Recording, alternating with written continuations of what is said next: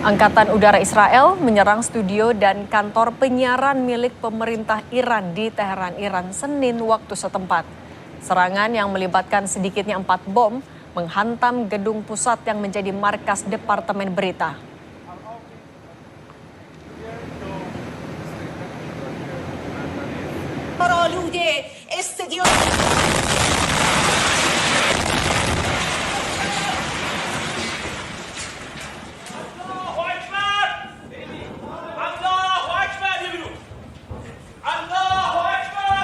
شنیدید صدای متجاوز به خاک وطن، صدای متجاوز به صدای حق و حقیقت است. آنچه که ملاحظه کردید، صدایی که شنیدید، فضای غبارآلود استادیوم.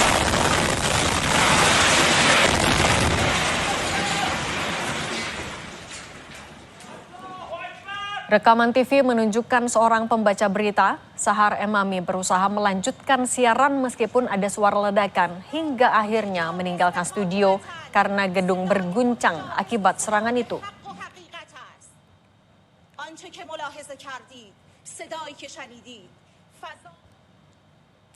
Serangan Israel juga disebutkan telah menyasar rumah sakit Farabi yang berada di Provinsi Kermanshah, Iran bagian barat.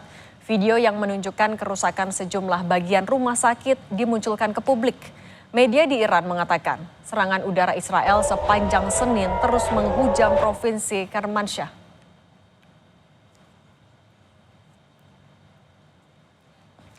Duta Besar Iran untuk Indonesia, Muhammad Borojerdi, menyikapi konflik negaranya dengan Israel.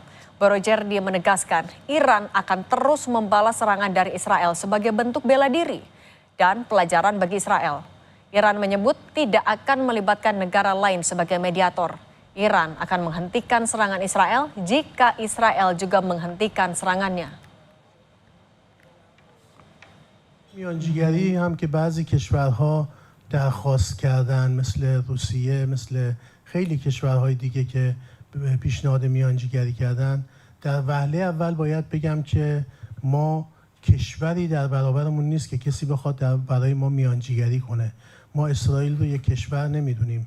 ما اسرائیل رو یک رژیم اشغالگر تجاوزگر میدونیم که خاک یک مردم رو تصاحب و اشغال کرده و اشغالگری باید در اولین فرصت تمام بشه.